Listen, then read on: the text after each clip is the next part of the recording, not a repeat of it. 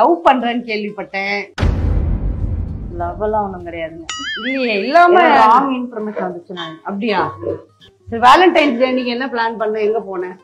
எங்கேயும் போல. நான் ரெசார்ட் புக் பண்ணி போட்டோஸ் எடுத்துட்டு ரிட்டர்ன் வீட்டுக்கு வந்துட்டேன். யாரும் பாய் ஃப்ரெண்ட் எல்லாம் இல்லாம நீ தனியா போனீங்க? பாய் ஃப்ரெண்ட் இல்ல, போட்டோ ஷூட். எப்பவுமே வருஷம் வேலண்டைன் டேஸ் வந்துச்சுன்னா போட்டோ ஷூட் எடுப்போம். அந்த மாதிரி எடுத்துட்டு வீட்டுக்கு. வேலண்டைன்ஸ் டே அன்னைக்கு போட்டோ ஷூட் எடுக்கிறதுன்றது என்ன சென்டிமெண்ட்? அது 1 day பிஃபோர், முன்னாடியே. அது எல்லாருமே எடுப்பாங்கல்ல, எல்லா செலிபிரிட்டிஸும் எடுப்பாங்க. அந்த மாதிரி தான். எனக்கு தெரியாது, தெரிஞ்சுக்கோங்க. சரிங்கம்மா. அம்மா, எப்பதான் உன் கல்யாணம்? கல்யாணம்லாம் ஐடியாவே இல்லை மேம். ஏன்டாம்மா? லவ்வும் கிடையாது, கல்யாணமும் கிடையாது. இப்போதைக்கு எந்த ஐடியாவும் இல்லை. இதுக்கப்புறம் வந்துச்சுன்னா கண்டிப்பா சொல்லுவேன். இல்ல, வேணும்ல லைஃப் பார்ட்னர்னு ஒண்ணு. இன்னைக்கு நல்லா இருக்கும். நம்ம ஆமா, ஒரு துணைன்னு ஒண்ணு வேணும்.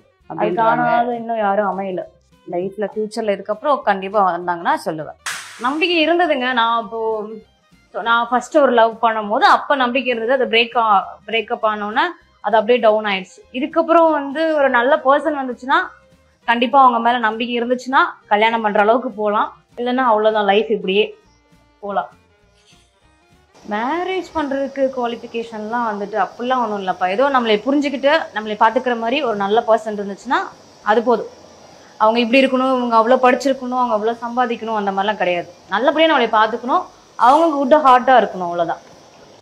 அம்மா, நீ இப்பெல்லாம் கிளாமரா வீடியோ போடுறது இல்ல, அதனால உன்னோட ஃபேன்ஸ்லாம் ரொம்ப ஃபீல் பண்றாங்களாமே? ஆமாம், எனக்கும் கமெண்ட்ஸ் பண்ணியிருக்காங்க. என்ன இதுக்கப்புறம் எதையும் காட்ட மாட்டீங்களா அப்படின்ட்டு. எனக்கு ரீசெண்டாக நான் குக்கிங்னா எனக்கு ரொம்ப பிடிக்கும். ஆனால் குக்கிங் வீடியோக்கு இவ்வளோ பேர் சப்போர்ட் பண்ணுவாங்கன்னு நான் நினச்சே பார்க்கல. அதனால எனக்கு இது ஒரு டிஃப்ரெண்டாக இருக்கு. சரி, ஓகே, கொஞ்ச நாள் குக்கிங் வீடியோ பண்ணலாம், இதுக்கு நல்ல ரெஸ்பான்ஸ் வருதுல்ல, எப்படியே மூவ் பண்ணிட்டு போகலாம் அப்படின்னு நான் திங்க் பண்ணுறேன்.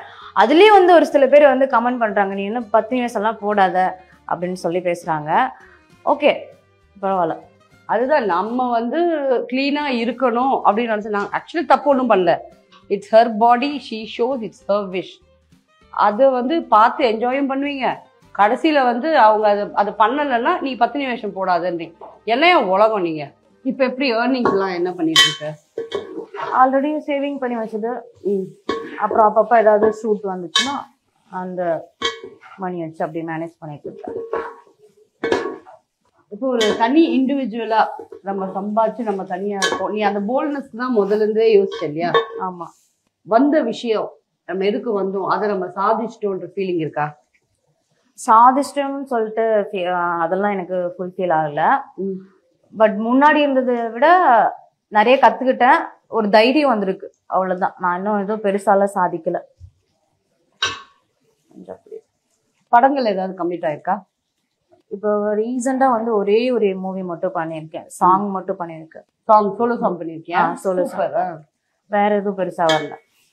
பெருசா வர்றதுக்கு ஏதாவது ட்ரை பண்றியா இல்லையா?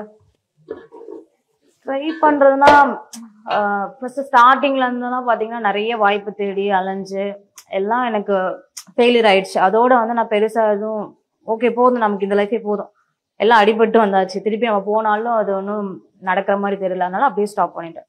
ஏதோ வருதா, ஓகே வந்துச்சுன்னா அந்த வாய்ப்பை யூஸ் பண்ணி, அவ்வளவுதான்.